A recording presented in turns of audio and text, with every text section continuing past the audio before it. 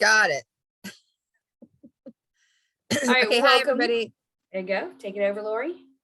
All right. Am I good? Am I off mute? I am. Okay. All right. Hello everybody. I'm Lori Houseladen. I'm the EVA Operations Manager, and I'm facilitating this transition. I think most of you have already corresponded with me for punch outs or other questions. So nice to see you. I'm going to jump right into it. We do have an hour, but I know there's a lot of questions, but there's a lot of content. Just kind of wanted to highlights I wanted to touch upon before we open up the Q&A here. Real quick, just run through some of these. CXML and EVI will still be supported. For the Jan 3rd, 2020 transition date, the purchase order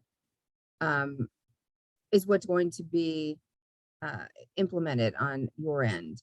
As noted down here, we also are aware that suppliers do order acknowledgement, advanced ship notice, and invoicing. And these will be released later in 2022. With this transition, we will be using the Evalua platform. With that, the Ariba network will no longer be used as a third-party intermediate platform for order transmission or punch outs or anything else. So we're excited about that. All the setup will be done directly in the EVA system and will be done for this initial stand-up. We will be doing it on behalf of the suppliers. So we can get that set up in ahead of the January 3rd transition date. Okay, so next up here. Oh, a test environment is available on the EVA platform. And that questionnaire did have a section for you to provide your test credentials and additional configuration information so that we could set that up for you. I already noticed that, again, CGI will be the administrators and be setting up those connections as part of this transition. I know somebody sent in this question already this week. Who will be the contact for my implementation? So again, similar to punch outs, we have a team of resources that are trained up and ready to do the implementation for CXML and EDI integration. Now, these are more technical and more, definitely more hands-on configuration required. So we will have a contact point for each person or for each supplier in their implementation. And once we get the questionnaire back, we will assign you somebody and that person will reach out to you. So you will have a direct contact. Oh, and on that note, I'm sorry, there was an issue with the distribution list that we gave out in the contact email earlier this week. So all of you, I think, have corresponded with me at this point, but you can just send me your forms and I will give an update when that email address is open to external traffic. And I apologize for that issue.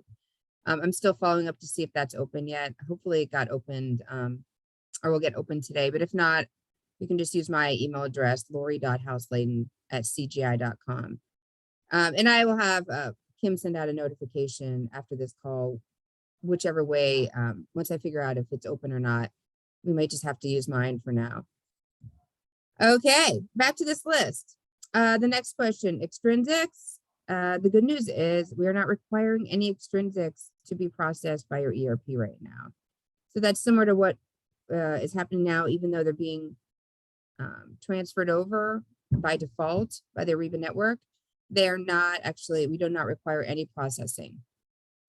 Okay.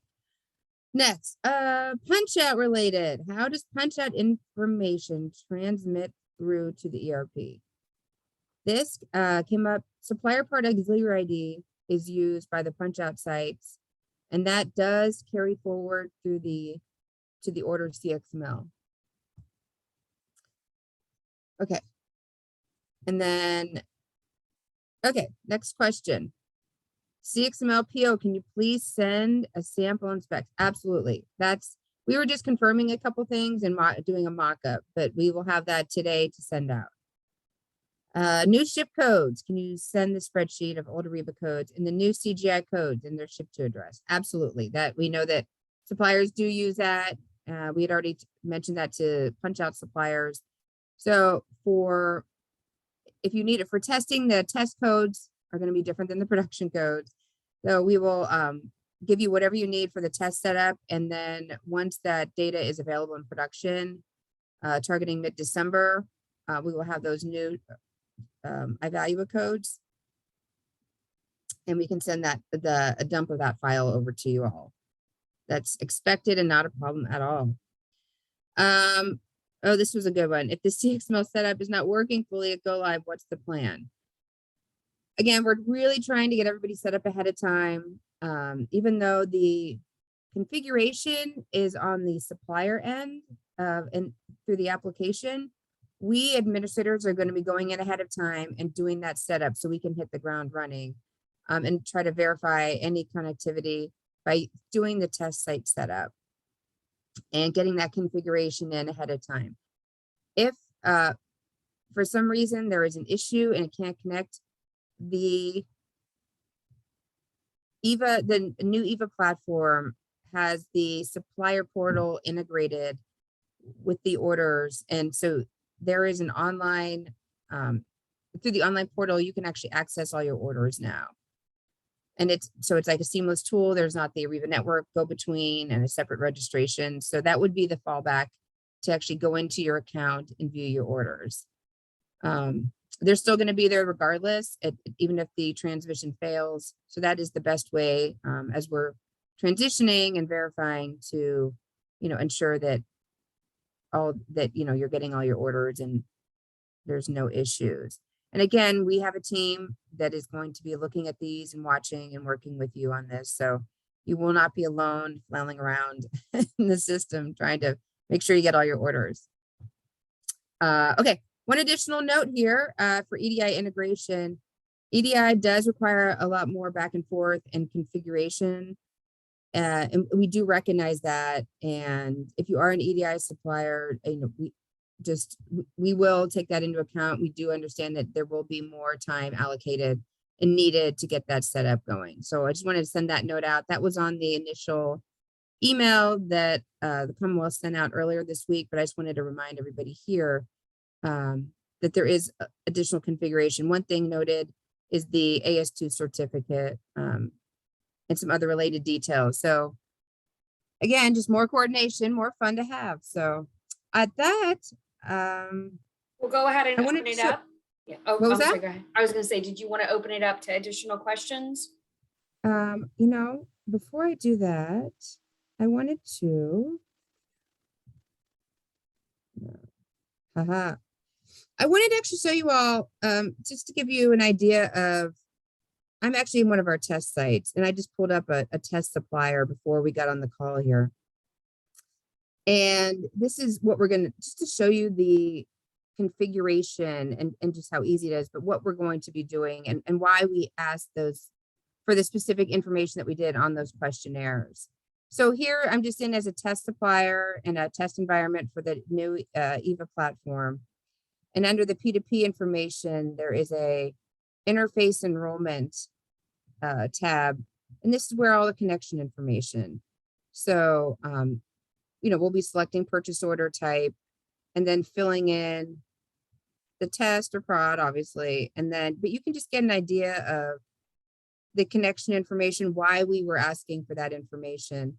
And I know it might be labeled funny. Every system kind of calls things a different, labeling, naming system, but this is pretty much where we're at. And it's not all that involved. And for those of you who have set it up in the Ariba network, this probably looks very familiar. Again, it's similar to Punchout. You have your URL, domain, identity, shared secret, just a bunch of URLs and identity information is really what it all kind of boils down to. But as noted, EDI has the AS2 certificate. So you can see there's a section for that. And it's just really the connection info. But this is the part that CGI will be using that questionnaire to fill out on your behalf, even in production ahead of the cutover. Once we're live and if there's any changes, this will be available for suppliers to maintain, but it will not, until you're in the system, you obviously can't maintain it. So I think then Kim, I'm sorry, that is the last, I just wanted to kind of give that overview just to give people a little. No, I think that's nice. And this is, you guys are getting a first preview of all Yeah. of our suppliers. No one has seen this yet. So that you guys got the first sneak peek of what the new platform will look like from the supplier perspective. So what we want to do now is open it up to any additional questions that have not been addressed. There are two ways for you to submit a question. One, it's a very small group. You are welcome to unmute yourself. You have controls at the bottom of your screen. The mute is slashed through, so just click on it and you will be given the floor. Please just say your name so we know who's asking the question, and then you can go ahead and proceed. Or if you're not comfortable doing it that way, completely fine. There is a chat feature and it will allow you to type your question, and then we can read it and make sure that it gets recorded and provide you that answer. Hi, good morning. This is Eileen Eidenberg from VWR. Good morning. Hello. Hello. I was reading through your FAQs, and thank you for all the information. There's a lot here, so that's really nice to have. You have given us the test domain and production domain, host names and IPs. I assume that's for your CXML PO sending? Yes, we actually put those together for originally for the Punchout vendors, but it's the same, it's the IPs that they're not going to change for the CXML as well. Okay, I was just wondering if these are IPs you were giving us of the Punchout, like where your Punchout is coming from, or are these IPs that we can whitelist for the purchase order send? Because sometimes they can be two different servers, which would have different IPs. So the IPs we gave in the domain is the actual EVA application itself. Okay, so we can whitelist these to receive your purchase orders. This is nothing to do with the Punchout itself. Correct.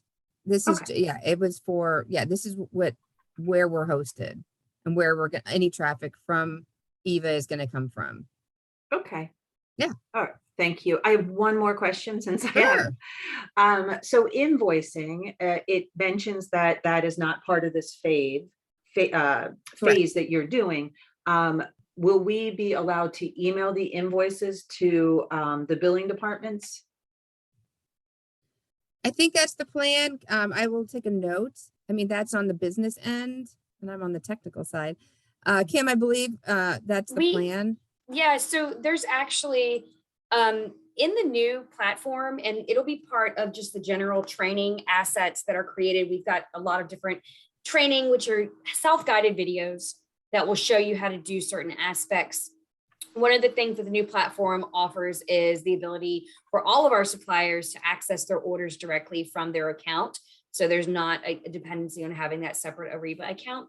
So in the new platform, there's also a new feature that allows you to create an advanced shipping notice related to a purchase order. So it will create like a receipt shell, and then that will send it over to the buyer. So that's one aspect of just general user ability on your side to create what I'd probably deem an invoice, right? And then yeah, we don't have resources to work on the portal, so we would be doing all like purchase order acknowledgements, ASNs, and invoices outside of the portal, like maybe email. Yes, so there are again going to be features in the portal that allow for communication. I, again, know that as we phase into the new platform, there is a roadmap for enhancements, and I don't know exactly, I can't answer it specifically, but that is something that Lori can take back. And if we need to make sure that we have an answer to it, we will get that, whether it's coming day one or whether it will be available as a phased in. How do you handle that currently? Is it all handled through your system? Yeah, so we either will do CXML invoicing back to the system, or we will email the billing like accounts payable at smithcompany.com, right? Yeah, and you would so still be able to email. So you'd still be able to email. So that would still be your option. And then the information that feeds back, I guess, Lori, that would be something I guess we have to figure out if it's part of the Yeah. solution. But Yeah, excellent question. Yeah, and I know there's supplier, not training, but those training and those quick sheets. That's the word I was looking for. That's something that we would, we can take back to the training team for their documentation to kind of lay that out and work with Thank the you. business people on what that looks like. Yeah, yeah, I took a note or on that. what our solution is for anybody who's Yeah. working, because again, she's working outside the system itself. Thank you. Okay. And then we've got one coming over in the chat from Judy that our network team says the IPs need to have Oh, geez. 4 components, but your document So only that was shows a 3. formatting thing. Here, let me show you. We can resend it with this. That you must be a Punchout person.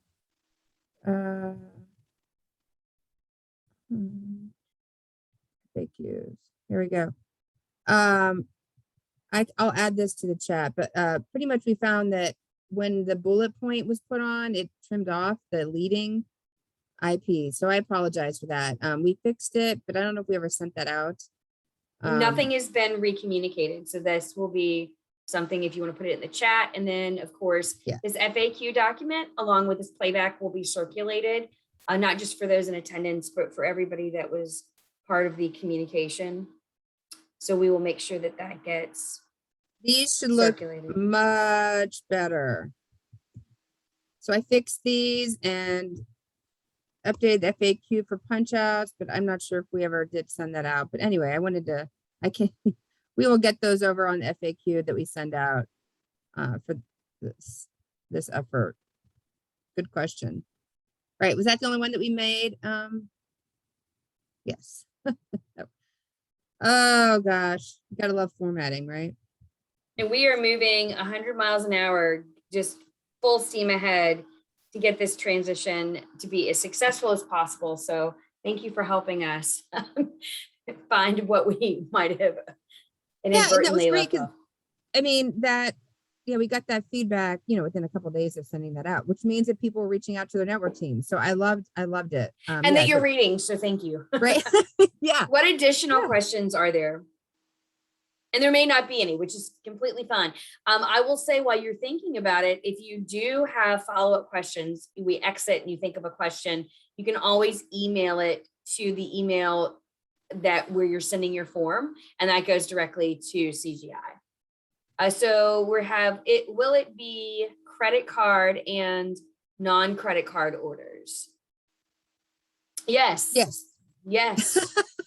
So if you are already receiving orders that have card information associated with the order, then you're familiar with grabbing that card information and processing it. So our buyers, some of them have the ability to pay with what we call a P card, which is a credit card, and some of them do not. So it just will depend on how the buyer is authorized to pay for purchases. But the new platform supports that. So hopefully that answers that.